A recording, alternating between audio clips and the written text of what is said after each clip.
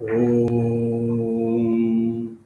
Brahmanandam Paramasukadam Kevalam Gnanamurtim Vandvatitam Gaganasatrisam Tattvamasyaadi Laksham Ekam Nityam Vimalamachalam Sarvadhi Sakshibhutam Bhavatitam Trigunarahitam Sadgurum Tam Namami Om Shanti Shanti Shanti.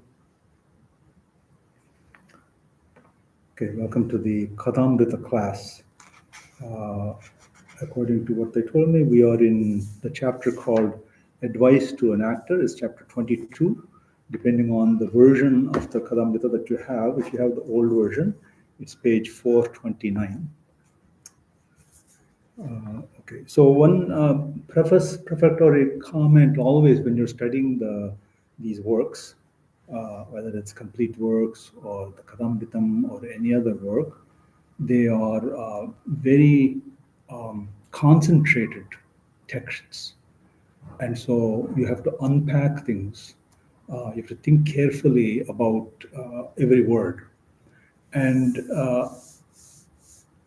actually, there are different ways of studying. Sometimes your mind is disturbed. You had a rough day, something happened. Then you can just come and immerse yourself in this. Just read it as it is. You don't need to concentrate too much. Just read it as it is, and it'll calm your mind down. It'll make you feel better. So that's one way of studying, and you keep that also in your hand. But another way of studying is you're okay, everything is fine, your mind is good, and you really want to understand what spiritual insights is the teacher going to give you. And then you need to take a different approach. It's not sitting in an easy chair and just continuing to read. You pause. You pause after each sentence, sometimes even after each word. And you don't sit in an easy chair. You usually sit at a table with a notebook and a pen, and you pause and you note down. What do you note down? Ideas that come to your mind. Because spiritual life is an individual journey. There is no algorithm. You do this, you'll get that. But there is only a suggestion that you follow these disciplines, the likelihood of you making progress in spiritual life is high. Just as when you plant a seed in the ground, will it germinate? Will it flower? No, not guaranteed. But if you plant 10 of them and take care of them, a certain number will germinate. That probability is quite high. So similarly with us, if you think carefully about what they're saying, especially when your mind is in good shape, especially when things are relatively calm in your life, and you have the leisure to think deeply about these, if you direct your mind to really think, what is the meaning, what is it they're trying to convey, and how does it impact me in my life now? Some things you'll find a direct relationship to your life now, and some things you won't. When Sri Ramakrishna talks about really high states of spiritual attainment, it's sometimes hard to understand what's the connection to where I am. Well, don't ignore them, make a note of it, but you want to see, for me, what is my next step? How do I move forward in my disciplines? So that requires thought. It requires to sit quietly and reflect on the words, and keeping your journal. And in your journal, I repeat, it's not that you're transcribing exactly what's in the book, but your interpretation, how it relates to your life, how it relates to where you are in your spiritual journey. And you'll be surprised if you come back later on to read it, how wise it is, really. So then you find that the wisdom that you're seeking is already within yourself. You need to find the mechanism by which you will recognize its presence, and also the mechanism by which, having recognized it, you can implement it in your life. It's one thing to know something, even for yourself. It's another thing to understand something, but it's quite another thing when it actually influences your life. The way you live your life, the direction you're following, and so on. That last part is in some sense the essence of spiritual life, and it's the one we mostly get wrong. That's why people, frankly, may come to the Vedanta Society for 50, 60, 70 years, and you don't see much ostensible change in their life, because they're not paying attention to that last part. It's not really how much japam I do or meditation I do, or not even how much study I do. How much do I put it into practice? How do I let it affect, influence the way I live, the way I interact with the world, the way I interact with myself, my attitude towards, is there something beyond the phenomenal world, all those ideas. How do I, what I studied, how do I let it affect all those things? And if it doesn't affect it, which you also can discover by keeping your journal, then you have to do something about it. That is the essence of spiritual life. Okay.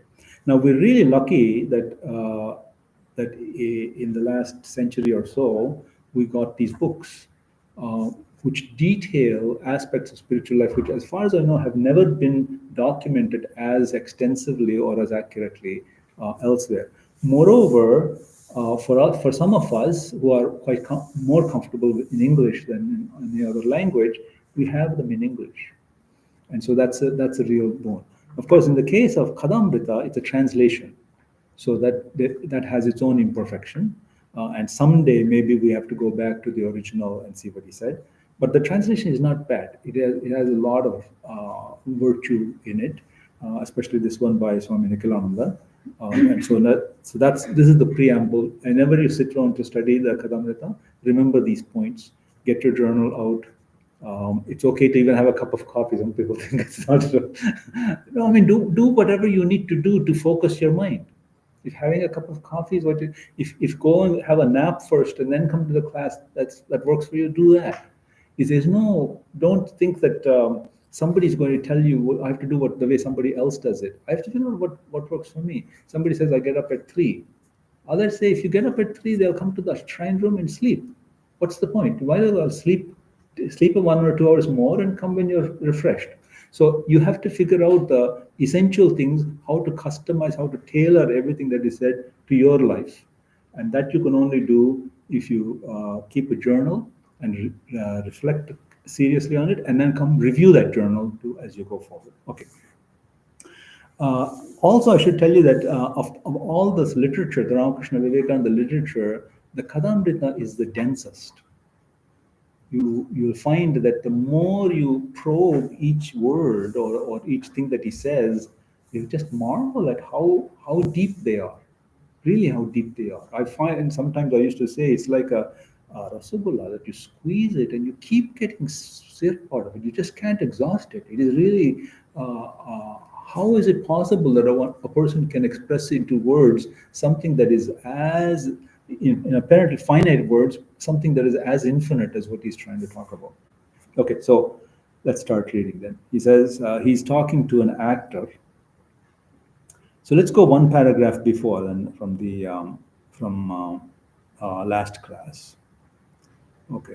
While Rakhal was taking his meal, the master and the devotee sat on the porch and continued their conversation. Master means Sri Ramakrishna. To the actor, you asked me about self-realization. So you come to Sri Ramakrishna, what else will he talk about? The experience of God. Self-realization means the experience of God from one point of view, experience of the deepest level of one's own being. That's why it's called self-realization. And so what does Sri Ramakrishna say? You asked me about self-realization. Now, Sri Ramakrishna could say, look, you're not ready for it. There's no point in my talking to you about this. You better go read the Gita or something. It's not, he doesn't say that. So here's the magical word he says. Longing is the means of realizing Atma. Longing is the means of realizing the Atma. See, notice now, if you go to the literature, the devotional literature, the spiritual literature, there are many things that are said about what you should do. But here he summarized it in one way as longing is the means of realizing. So that means if you can have a desire, an attraction to the spiritual goal, or to the goal that is to be reached, that is the means of reaching it. Now, you see here, this is something he's saying in the context of spiritual realization. It actually applies in everything in life. The essential state of mind by which you will reach success is the desire to reach success. The desire to reach the goal is the one thing that you must want, that you must have. Everything else comes second to that. So, and it's the same thing in spiritual life. Longing is the means of realizing Atma. A man must strive to attain God with all his body, with all his mind, and with all his speech. So now he's talking about discipline. You have the longing, what will it do? Well, if you really want something, you can't sit still. You're going to make effort to get that. You're going to make effort to get there. So once you have the longing, you will start making effort. And what kind of effort do you need to make? A man must strive to attain God with all his body, with all his mind, with all his speech. Body, mind, and speech. Okay, so he's told you two important things right there already. The desire for the goal is the key prerequisite to making progress in anything. A student comes to a class, two students come to a class, and the same lecture is being given. One student gets it, and the other student falls asleep. What's the difference? The difference is in wanting to know. So I tell many students that intelligence is not the key here. It's not about who's intelligent. It's about who wants to know, who wants to learn. If you have that wanting, everything else will sort of all other obstacles will step out of the way. Your natural intelligence will manifest. So it's not about talent. It's not about how smart you are or how smart you're not. It's about what do you want. If you can align what you do with what you want, you'll reach your goal. Most of the time, we don't make that alignment. There's a misalignment. So we have to stop. And again, this is part of our daily reflection. Am I doing my actions, my efforts, the way I spend my time, is it consistent with what I say I want? Or where I want to be or what I want to be? If you discover how consistent or inconsistent they are, that your life will stand explained.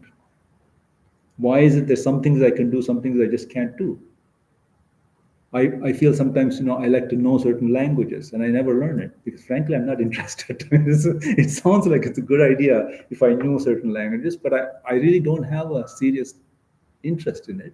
And so I never make progress. There are other things that I'm really interested in and I make a lot of progress.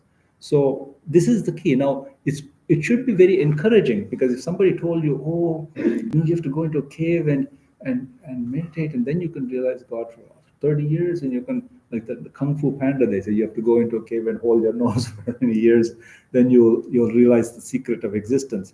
Well, then it sounds daunting. I can't do that. But if I tell you, look, the essential thing is that you have to want the goal, then you think maybe it's possible because it's clear there are some things I really want. So I know what that feels like. I know what that is.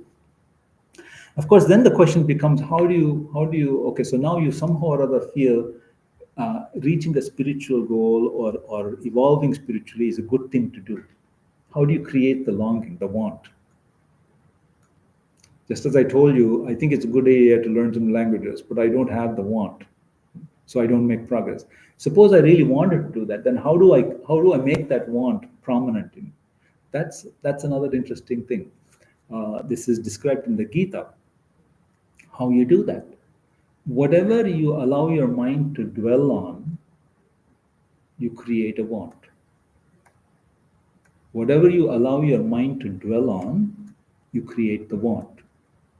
So ask yourself, what is it your mind is dwelling on during the day? That will explain what you like, what you want. In the Gita, it's given negatively. Jayato vishyan pumsa sangasteshu pajayate. Whatever you let the mind dwell on, an attachment is created to that. Jayato vishyan pumsa sangasteshu pajayate. Sangat samjayate kama. Then from that attachment comes a desire to embrace that. And then he goes step by step. The more you get attached to something, the more your rationality goes away. You get frustrated, you get angry, you get into a state of dissipation, and you get into you create a mess for yourself. But the process that and he's telling you that in the Gita to say don't get too attached to things. But actually the psychological process that he's describing works equally well on the positive side. You see, if you get attached to something positive, yes, you start developing a desire for it. You start creating an enjoyment out of it. You like that, and the more you embrace that kind of idea, the slow more you start making progress toward that, and it becomes a reality for you. Okay, so there in the first two sentences, he's already told us a lot. Longing is the means of realizing Atman, and a man must. So longing is the means of realizing Atman, number one, and then we also commented on how do you create that longing. Whatever you occupy your mind with, that is what you will start getting attracted to, and that will create the longing. So from one point of view, the path to spiritual life is really easy. The path to spiritual life is actually really easy. Just the company you keep, the kind, whether it's physical company or the mental company that you keep, that's going to create the longing for you. Okay. Then he says, a man must strive to attain God with all his body, with all his mind, and with all his speech. This kind of creating the longing is the striving that he's talking about. Then he gives you an example. Because of an excess of bile, one gets jaundice. Okay, so you're in some disease state, something is out of balance in your body, you get a disease. But when you get that jaundice, then one sees everything as yellow. One perceives no color but yellow. So what is he saying? That in that state, there is an excess of some quantity that is affecting everything about you, including what you see. So his invitation there is for you. He doesn't say it. The invitation is apply the same logic to your spiritual life. If there's an excess of bile, okay, one gets jaundice and one sees everything yellow. It's jaundiced. Suppose I create a preponderance of thought about spiritual life.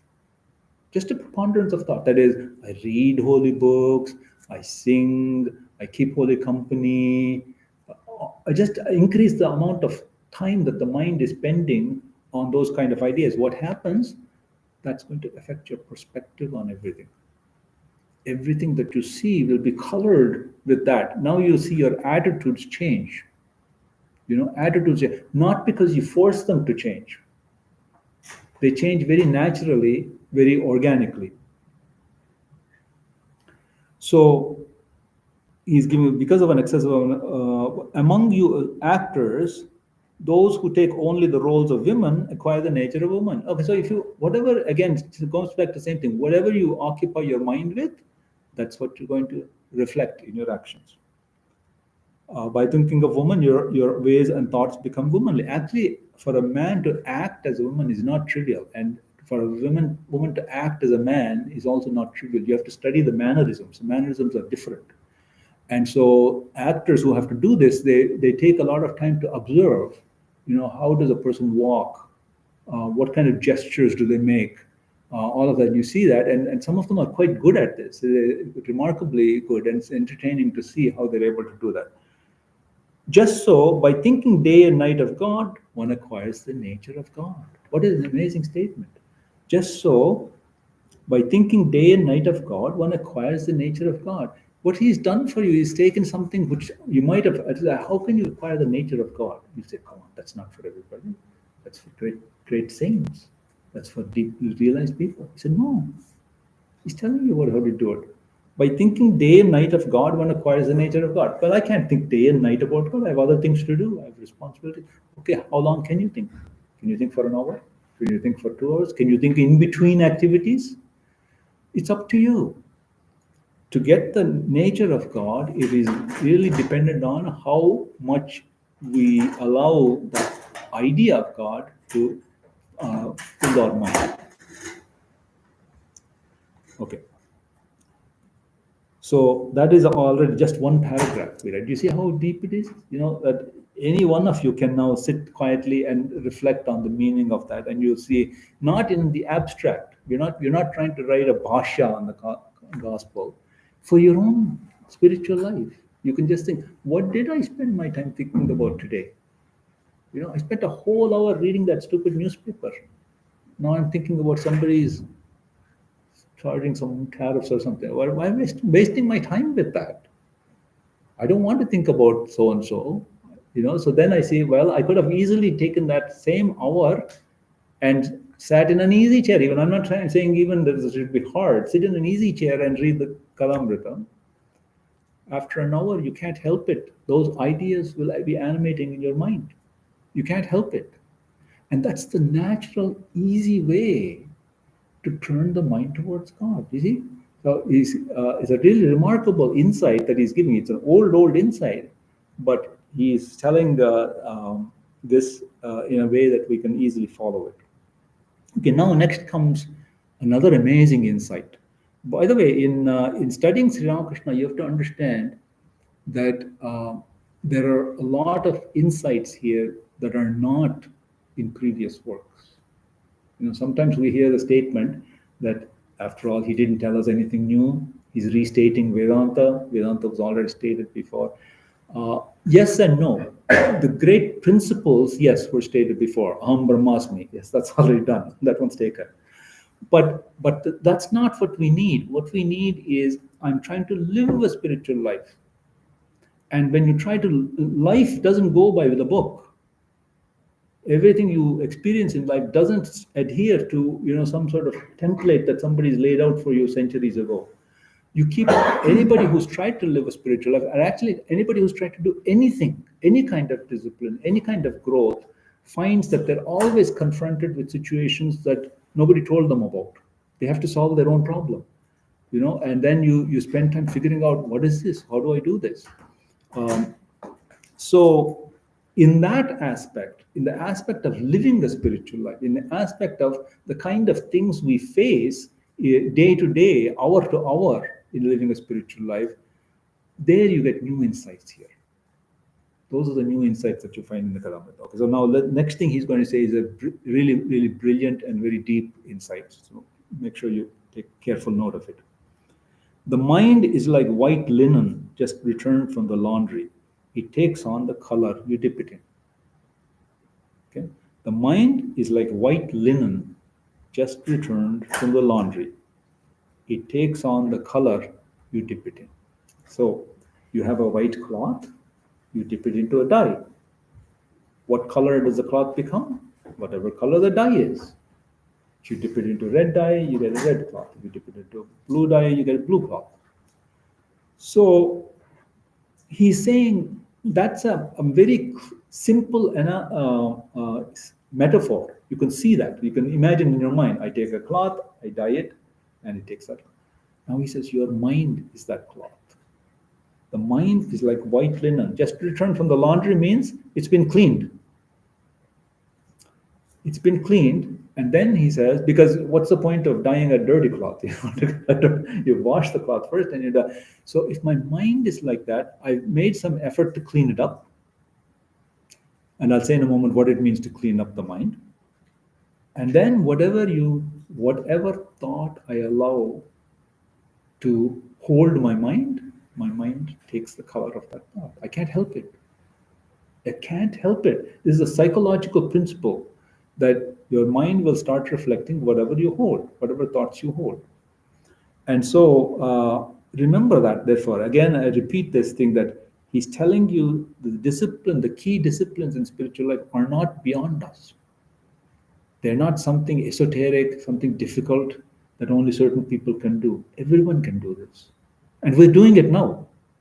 We're doing it now. If you ask yourself, what is it that occupies your mind? We just finished discussing this. What is it that attracts you even? What he's saying is, whatever you held in your mind, that's what you're getting back, and that's what you're getting attracted to. And so you like it? Fine, do that. You think you can be better? Well, then look at what it is you're holding in your mind and make the choice. One thing that is important here is that God, as I said, God invites but never forces.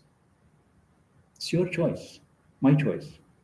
How do I want to live my life? What kind of life do I want to live? What is my goal? Where do I want to get to? It's your choice. That's why even in Sri Ramakrishna's life, in the way he taught Girish Ghosh, Girish Ghosh was a dramatist, a very famous dramatist. Actually, his contribution to stage drama was quite significant. Sometimes in devotional circles, we underestimate that. But independently of what other habits he had, he was a great dramatist. Now, when he realized he had certain habits that were not helpful to living a spiritual life, he asked Sri Ramakrishna for help. And then first thing Sri Ramakrishna said, "Oh, do like this, do like that." And he tried, but he couldn't keep it up. He couldn't keep it up. And then he said, "I can't do this. Well, you need to give me some other way." Then he said, "Okay, give me the power of attorney." Now, that's a really significant turning point. Give me the power of attorney means even he has to say, "Give me the permission to act on your behalf." And by the way, that itself is not an easy thing to do. You try to say, "I surrender to God." Really? Can you? So he said, all you have to do is that's this sadhana. Surrendering to me is the only sadhana. I'll take care of the rest. So the point I want to make is that the choice is still yours. How you want to live your life.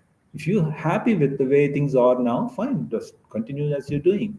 But if you have higher aspirations, or if you have greater aspirations, different aspirations, you want to change something, there is a way. And it is accessible to you. It is not highly technical, highly complicated. It is accessible to you in and through your daily life. You don't, not as if I have to quit my job, I have to give this up, to give that up, I have to change everything. No, in and through your life, you can change the direction to be according to what you want it to be. So that's what he's saying. Therefore, the mind is like white linen, just returned from the laundry. It takes on the color you dip it in. This is, by the way, the principle that is posed throughout again and again in different words in Raj Yoga. The Yoga Sutras are all about this. And he gives you sutra after sutra after sutra to help you with this, exactly this principle. Okay. So I'll say it again. The mind is like white linen just returned from the laundry. It takes on the color you dip it in. Okay. Now the actor makes a sentence. Interesting observation. But it must first be sent to the laundry. He says, because the mind is like white linen just returned from the laundry. It takes the color that you dip it in. The actor says, but it must first be sent to the laundry. Yeah, that's true. Because what does that mean? It means you look at your own life, I look at my own life and say that I'm not hitting the goals that I wanted to, because I need to make a change. So that realization is the first step. And then you say, what is it I need to change? Frankly, I can clearly see some habits aren't helping me. So I change those habits. That's sending to the laundry. Okay, this also is within our reach. It's not esoteric. I have to purify my mind. Oh, what does that mean?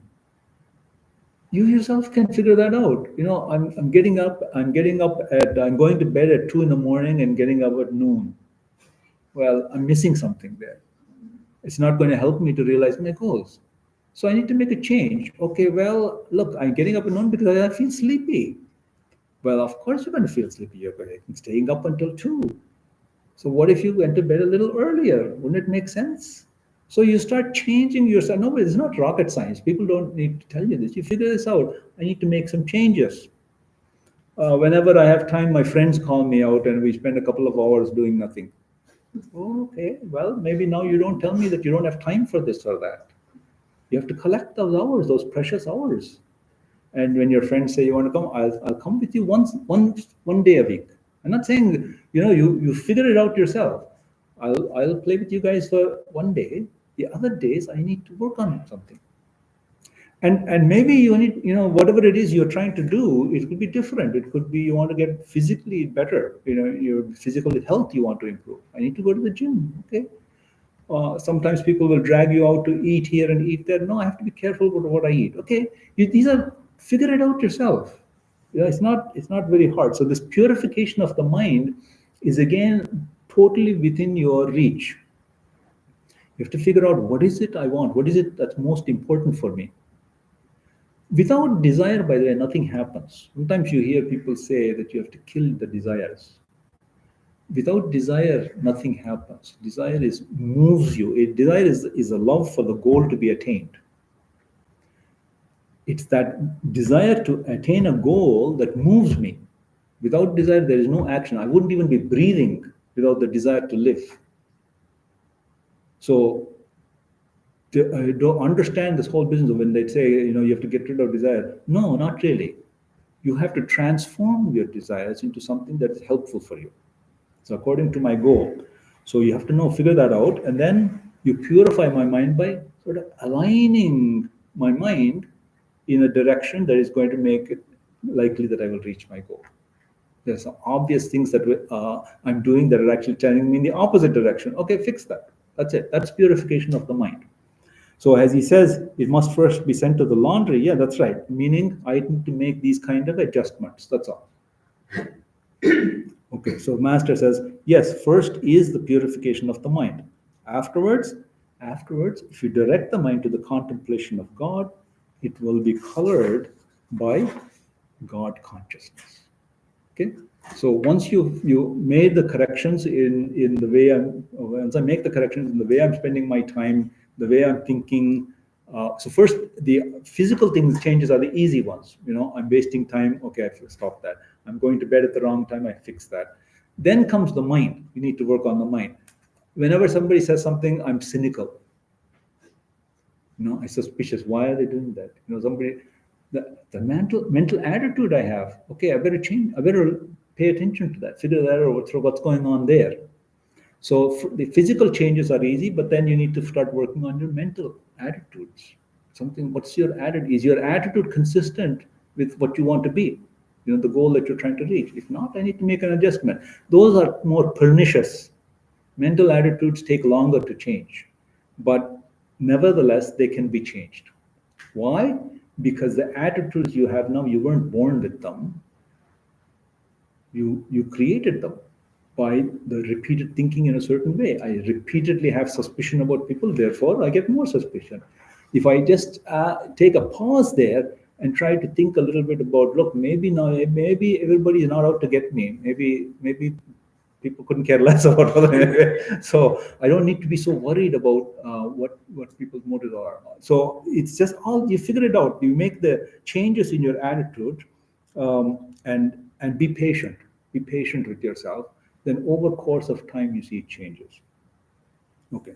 So first is a purification of the mind. Afterwards, if you direct the mind to the contemplation of God, it will be colored by God consciousness. That's why you can see also for yourself, am I succeeding or am I not succeeding in these changes, these modifications, the purification of the mind? How will you tell? When you try to concentrate your mind. How easy or difficult is it? That's a test. A pure mind is easy to concentrate. So if when you try to concentrate, your mind gets very restless, and it does everything possible to distract you. Isn't it funny when you try to meditate, your nose starts itching? It just seems to happen always. Yeah. So the mind has to cooperate when you sit down for these practices, and if it doesn't, that gives you a gauge. How far have I moved in this direction? Don't be hard on yourself or negative or anything about it. It's just a gauge. You do better next time. Also, another thing to understand here, if you direct the mind to the contemplation of God, it will be colored by God consciousness. Time is a great tool if you know how to use it. Time is a great tool. So you sit down for meditation or japam. Now, what I'm going to say now, you use it with caution. Okay, you sit for meditation or japam. What happens is mind is restless, and you tell the mind first, be restless. It's okay. You go on doing whatever you want. I'm going to repeat the name of God. You keep. What happens is if you don't try to control the mind, you just repeat your mantra or your name of God, and you try to do it with as much feeling as possible, knowing that the mind is running all over the place. Okay. What happens is 10 minutes, 20 minutes, 30 minutes, 40 minutes, you find there's a difference. And if you don't, you can observe this. Let's take a simple test, 30 minutes. You do your best with thinking of the meaning, repeat the name of God, and don't worry about the mind being restless. After 30 minutes, ask yourself, let's have a look. What is the state of your mind? You'll find it's different. Not, it hasn't settled down completely, but it's different. Now you extrapolate. Suppose I could go on longer. Suppose I could do an hour. Suppose I could do 2 hours. Suppose I could do 3 hours. What's going to, as long as I can keep up the repetition of the mantra with feeling, whatever else the mind is doing, it'll settle down. I once said to my teacher, I said, Swami, I really feel in a great state when I do japam for 2 hours. And I thought that was pretty good, you know. he said 2 hours is nothing. That's just when the mind starts to settle down. Yeah, so you can see what's ahead of us. But the point is, isn't it interesting that these are not out of our reach?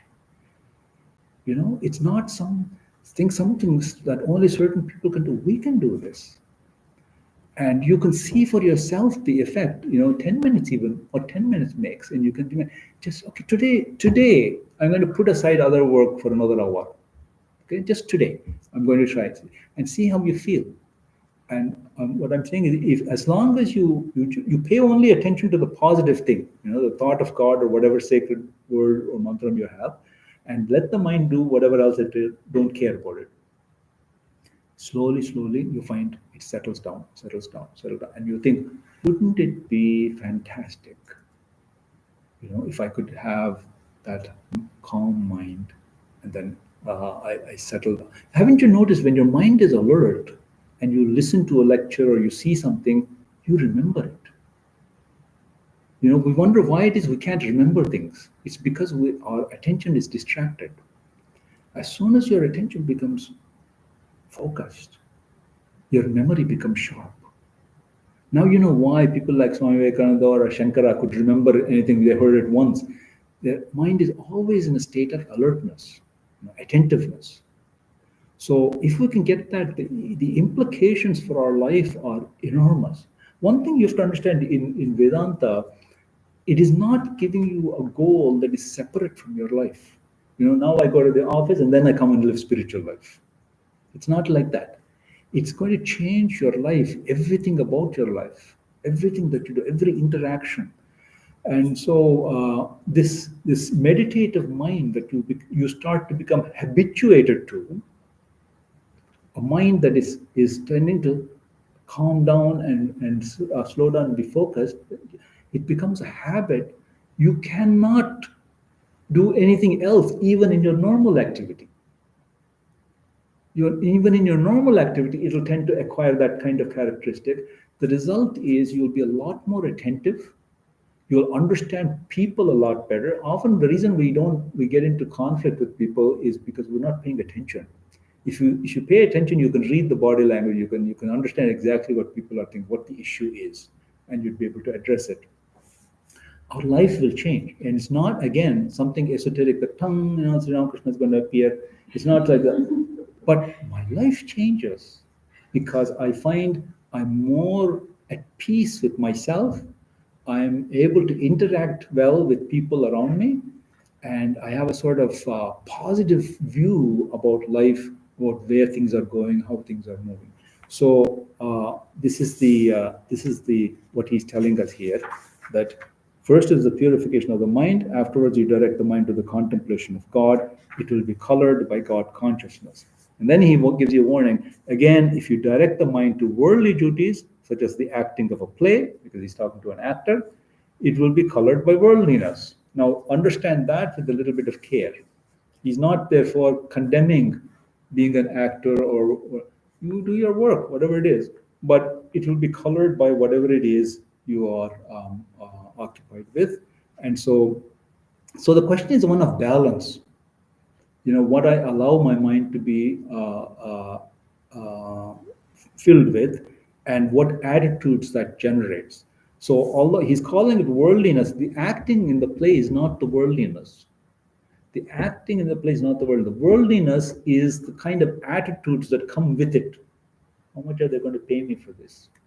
Oh, I don't think they're not treating me with the respect that I ought to get as an actor of this stature. That all these other unhelpful attitudes that go with it, that's what he's calling worldliness. Otherwise, you can be very spiritual. You can bring a spiritual attitude to being an actor or actress. So it's not, read this carefully, it's not the acting in the play that's the worldly part. It's all the attitudes that we sort of attach to it that he's asking. Okay, now, um, you know how much we've read so far? One paragraph. This is a deep, deep, deep book. It really requires you to sit and think, and most importantly, relate it to your life. It's not abstract. Sri Ramakrishna was enlightened, and it ends there.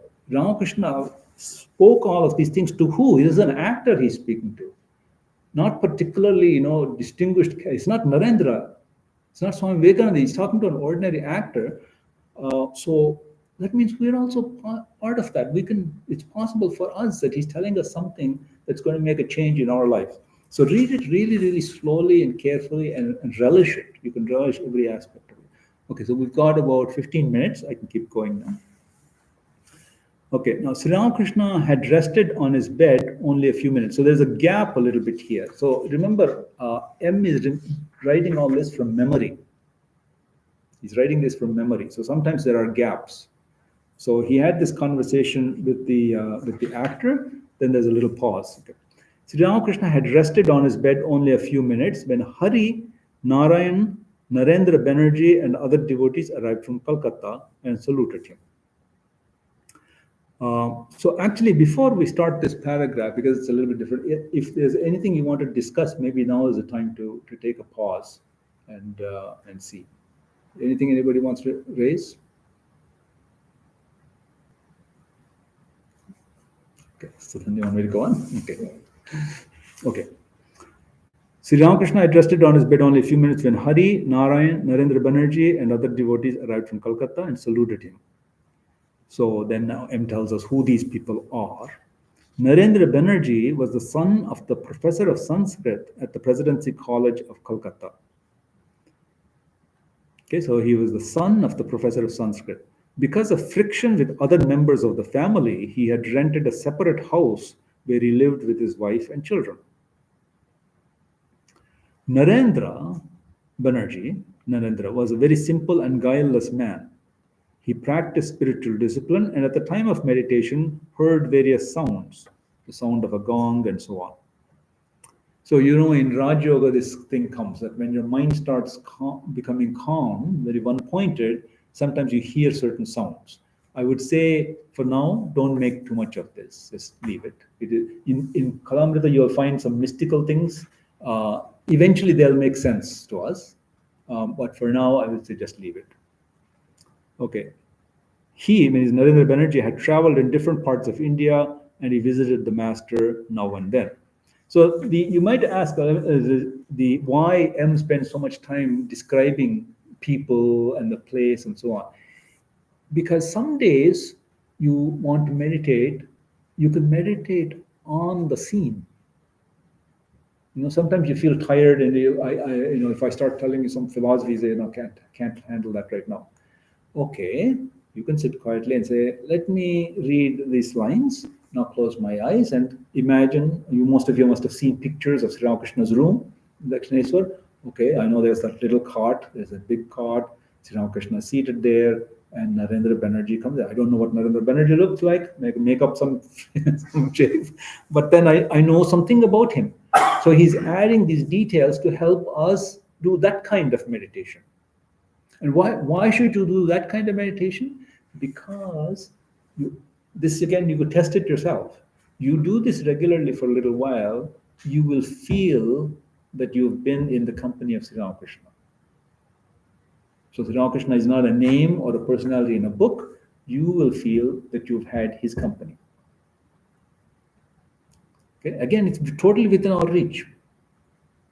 And the more intensely you do that, the more intensely will be your feeling. I remember once, long time ago, I was in Delhi, and I was about to take a train to Mumbai. And a brahmachari told me, you should read reflections on Swami Vivekananda. It's a book about different people reflecting on Swami Vivekananda. So I said, okay, fine. I got the book, and I decided that on the train journey, it was a 24-hour journey. I will read that. I'll finish that book by the time I go to Mumbai. So I had to concentrate and read it. Firstly, in a train, it's not that convenient to read. On top of that, there are other people around you that are distractions.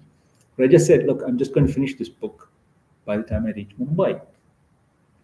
And it's not particularly well written. I mean, people are just giving their reflections or their memories. Okay, so fine. I did finish it by the time I reached Mumbai. But here is the point. For 1 week afterwards, I felt Swami Vivekananda was with me. Now, you can say it's my imagination. It is my imagination. But the point is, you can see the impact that what you feel your mind has on you, especially if you take a holy thing. So if you meditate on the gospel or even Swami Vivekananda, life of Swami Vivekananda, you will feel their company. And when you feel their company, the point, then you can, when you study their actual ideas, feeling tools helps you to understand their ideas. Okay? Again, this is something anybody can practice. So these details, because he himself is meditating on these things. He says that everything that he described in the gospel, he's meditated on thousands of times. Thousands of times. Everything is from memory. He's not writing anything in the presence of Sri Ramakrishna. So he's meditated on this. So he's given us his technique. So we can also benefit by it. So that's why he's discussing details. Okay, next he comes to Narayan. Narayan was a schoolboy, 16 or 17 years old. He often visited the master, who was very fond of him. You think of the different kinds of people who are there. One is a son of a professor of Sannyasa, a young 16 or 17-year-old boy. And then there's Hari. Now, Hari, as you know, is Swami Turiyananda, who became Swami Turiyananda. But at that time, he was just one of the boys that was there. Hari lived with his brothers at their Bagh Bazaar house. He had studied up to the matriculation class in the General Assembly institution. Then he had given up his studies and devoted his time at home to the contemplation of God, the reading of the scriptures, and the practice of yoga. So already at an early stage, even before he met Sri Ramakrishna, he decided he didn't want to continue in normal activities. He gave up his studies and spent time meditating on God and studying the Upanishads. When he says reading of the scriptures, it was the Upanishads that Hari was studying. Because we know that because later on when he met Sri Ramakrishna, he was quoting from the Upanishads. And the practice of yoga. He actually took it a little too far. He was practicing Raj Yoga. Raj Yoga is disciplines that can be very tough. And Sri Ramakrishna noticed it. And later on, he gives him advice, don't stop this for now and do something else. Okay, Hari, also visited the master now and then. Sri Ramakrishna often sent for Hari when he went to Balram's house in Bagh Bazaar. So when Sri Ramakrishna went from Dakshineswar to Calcutta and visited some devotee's place, like Balram Bose, then he would send word to the young devotees in that area to come and see him there, especially the ones who were the future monastic members. So Hari, sometimes Narendra would come, sometimes Rakhal would come, and in this case, he's talking about Hari. Okay. I'm reluctant to do too much in one day because there are a lot of ideas, and I'd rather we spend time thinking about those ideas. Next, again, he's going to take up a very important idea about Buddha, but I think let's save that for next class. Okay. I'm going to stop there. Now I'm going to ask you for questions. Questions, comments? Bob is going to say something. No, nothing. Comments, questions? Questions? I used to say them. Ask away. So, meditate on the scene where there is no just that so and so came. Yeah. It's still advantageous. Yes. Yes, because you're creating bhavam, and reality. This is not something that happened 100 years ago, it's happening now. That reality. And by the way, you can use this technique whatever you study. Even if you're studying Like you see, when people who are the greatest historians, I think they must be sort of thinking so deeply about what they're writing, about they're studying, that it comes alive for them. And then you get new insights. I'll tell you one kind of insight that you get here by meditating on the scene. So one place, um, there's a kirtan going on. Okay? Narendra is seated there. Sri Ramakrishna goes into some higher state. Okay? Then he touches Narendra. Narendra left the room. That's what the text says. He's in a higher state, he touched Narendra. Narendra left the room. So then you sit, you meditate on it, and then now question comes to you. You meditate on exactly what's in the text, you sit, and then but then now, because you reflect on it, the question comes to you, why did Narendra leave the room? Why did Narendra leave the room? So now you have to come up with an answer. So probably what happened was, Sri Ramakrishna is in a higher state, and when he's in a higher state and touches somebody, it immediately impacts their mind, and they get into a different state. Sometimes they can be put into a highly emotional state, especially if Sri Ramakrishna at that time is in a higher devotional state and he touches them, they can also be put into an emotional state.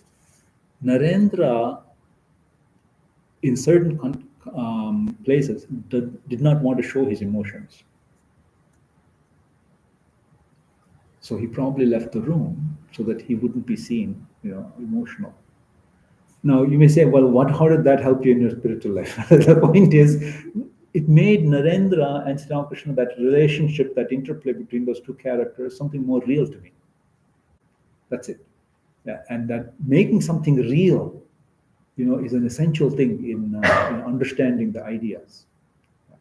As is a man's feeling, so is his gain. Sri Ramakrishna used to sing the song. It generates feeling for me, that they are real characters. There was a real interplay. I'm also in their company. That kind of idea. Is that what you call Leela Dhyana? Hmm? Leela Dhyana? Yes, exactly. Meditate on the Leela. Absolutely right.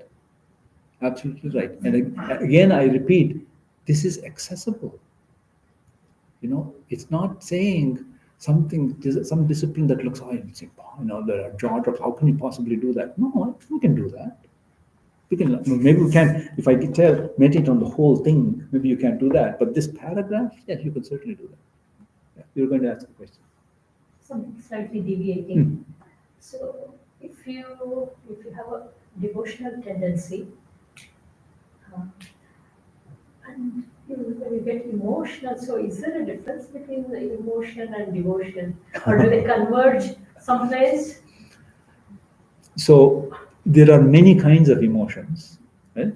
So when you ask yourself, in your own life, in the way we interact with our closest people, there are all sorts of emotional things. Right? Sometimes we are happy, sometimes we're sad, sometimes we cry, sometimes we cry out of happiness, sometimes we cry out of sadness, sometimes we get angry. And you have to ask for yourself, in your relationship with those close people, what role did all of those emotions play? And you will say it's a package deal. I mean, sometimes of course, you say getting angry is not the right thing to do, or crying is not the right thing to do. But nevertheless, it's the package deal that it's a real interaction of real people. Having an emotional reaction to something is part of being human. Now, if you're talking about my relationship with God, that's also real. And I'm not going, right now, I'm conscious of my human nature. And so why would I divorce that part of my nature? You see, my interaction with God will also involve the entire spectrum of emotional reactions. So whether it's devotion or not depends on what it is that emotion is directed towards, or what it is that's causing that emotional reaction. So when I'm thinking of a spiritual ideal and I have an emotional reaction, that's still devotion. Or when I'm looking at a spiritual ideal and I get certain ideas, that's a kind of gnana, knowledge. So my reaction to that is that divine concept, that spiritual concept, can be on many levels. It could be emotional, could be intellectual, could be psychic, psychological. It could be a movement to action. It could be any of those reactions. So I wouldn't separate it out like what is devotional and what is emotional. Being emotional is part of who I am. It's part of my human nature. So just the same way, I don't suppress that in the way I interact with my closest people. That's part of makes that relationship sweet. So why would I suppress it in my interaction with the divine? That's also. Is that what you were asking? No. Maybe I didn't put it right. No. Say it again. No. When you're trying to create a bond with your Ishta or something, Yeah. I mean, if you're not trying to meditate or Yeah, something, yeah. then you tell, oh, I'm trying to do my best, but it's not. So I get angry. I'm Yeah. directing my anger Yeah. towards him. Yes.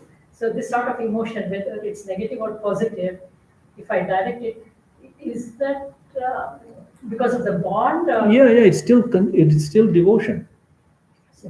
It's still devotion. And Sri Ramakrishna actually says that. He says that the negative tendencies of the mind, rather than trying to struggle with them, direct them towards God. He says, So no, remember, your entire being, your personality, is the instrument that you have to direct you to wherever you want to go. Whether it's this kind of goal or that kind of goal, this is my tool. And so if my goal is spiritual, I want to apply the whole of this tool. The problem comes is, when they say, I'm normally an emotional being. When I want to talk about spiritual, I'm going to talk about intellectually. Om Brahmasmi, and I talk all this blah blah about, there's no emotional connection. So what happens? I talk forever and make no progress. The whole of our being has to be in this. And part of my being is the emotional dimension. Maybe some will emphasize it more or less. That's okay. But the whole of my being has to be, and I can use every aspect of my being in my spiritual journey. Okay? So in terms of visualization, in terms of the book, you can do it towards your lifestyle as well as your job or something you want to pursue in your career. Yes. So if you don't know certain aspects of that, then how would you incorporate it to something that you don't know? So what you do is you try and put as much as what you do know, and you start reflecting on that, and then if you put your heart into that, something interesting happens, that the pieces that you don't know start somehow assembling themselves. Maybe not perfectly at first. Maybe there'll be some evolution of that image, but it will come. And the sooner it comes, the more completely it comes, the more likely you are to reach that goal, actually, in reality. Yeah. First, go ahead. Does what you meditate upon not change your perspective on how you see the world? Like if I visualize a secular outcome that I want to experience versus I meditate upon oneness, will that change my perception of the world and then maybe hinder my Absolutely, it does. Absolutely, it does. So here's the issue. Although I said, whatever it is you want, that wanting has to be clearly understood and meditated on. But then you come to realize there are all sorts of issues with a want that is partial. Say, I want to be famous, let's say. I want to be famous. Okay, so I start thinking of that, imagining that. Well, if you start actually doing, just putting the missing pieces and adding it, what happens then? Hold on, if you're famous, you won't have any peace of mind because people will be bothering you. Wherever you go, people will be rushing after you. Hey, is that what I want? So then you see, but so you can whatever it is your goal that you think you want, You can try to visualize it, and you can fill your mind with it, and yes, it will color the attitude or the way you see the world, and you'll move in that direction. But a time will come when you'll see it seems to have some hidden consequences, some other aspects that maybe are not as attractive to me as what I thought I wanted. Then your goal changes. And you keep changing, you finally realize the only one that doesn't come with the baggage that you don't want is a spiritual goal. But that's a natural culmination of my efforts to realize what I think I wanted. And every time you do that, your attitude towards the world absolutely does change, because you'll interpret it in terms of what it is you're trying to strive for. Ask for. So, should you hold the secular outcomes that you want in mind, knowing that at the same time there should be a spiritual outlook on them? Or is it natural to say, this linear goal will then lead me to this linear goal, which will then lead me to realizing that this is not the end? So here's okay, I'll tell you a personal point of view on this. I don't like the idea of what I should do. It has to be an organic growth. So if I say like a dogma, this is what everybody should be doing, it's not going to work, because a principle in Vedanta is we're talking about growth, evolution. And so if you have somebody, as we know this in education, according to the stage that the student is at, that's the material you'll present. And if you present it out of sequence or in the wrong way, it's just going to lead to confusion. It's not going to work. It's a total waste of time. In fact, not only is it a waste of time, it's going to stunt their growth. Similarly, for us in our spiritual life, we sort of become accustomed all over the world in all sorts of traditions to have this kind of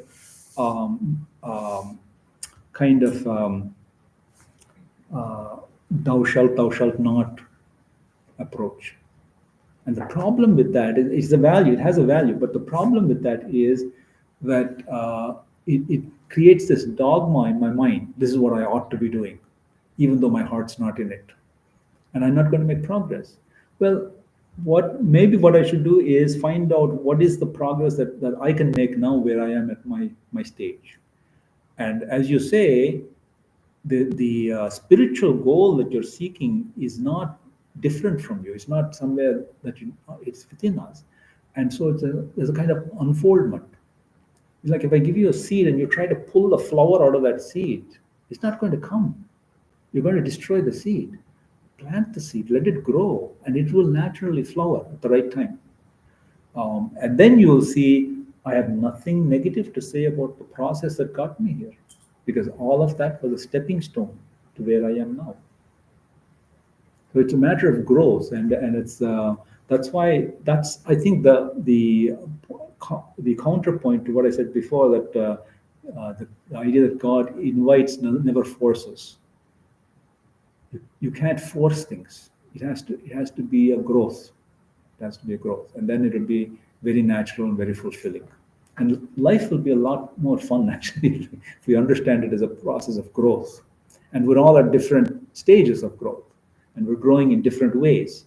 A rose is not a tulip. Both are beautiful. So understanding these kind of things and emphasizing for us the idea of a journey or a growth will make life a lot more pleasant. Yeah. We cannot really have growth and devotion without the aid of emotion, right? Positive emotion. Aid of emotion. Mm-hmm. Yes, right. That's right. Yeah. And by the way, this is to understand it on a philosophical basis. There is the idea that Chit and Ananda cannot be separated. Chit is consciousness or awareness. Ananda is love or joy. You can't separate those two. In other words, the very nature of being has an emotional component to it. You can't separate it.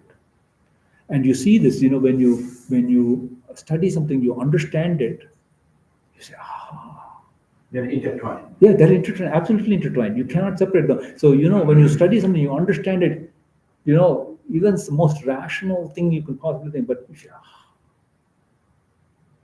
That you can't escape it. So if that aha is not there, you probably didn't understand it. So knowledge and love cannot be separated. Really. So the emotional part is in and through all of this. Yeah. You said thou shalt not, those are like commandments. Aren't yama and niyama, they are commandments too? So interestingly enough, Raj Yoga is not a theological work. It's a psychological work. And what he's telling you is from his point of view, from Patanjali's point of view, yama and niyama are necessary because without it, your mind will be restless. That's all. He's not saying they're good or bad. He's saying, if you do ahimsa, if you don't follow ahimsa, if you do himsa to something, it's going to bug you. If there's going to be something of conscious, it's going to get you, and you won't be able to forget about trying to develop deeper concentration of mind. So from his point of view, it's only psychological, not theological. Okay, we're already over time, so I think we should close. What is the closing chant that's used? Om Shanti Shanti Shanti Om Tat Sat Sri Ramakrishna Parnamastu Sharadam Devim Ramakrishnam Jagadgurum Padapadme Tayo Shriva Pranamami Muhu.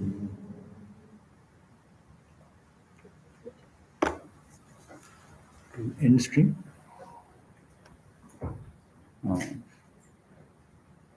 Okay, thank you everybody. I'm closing the stream now.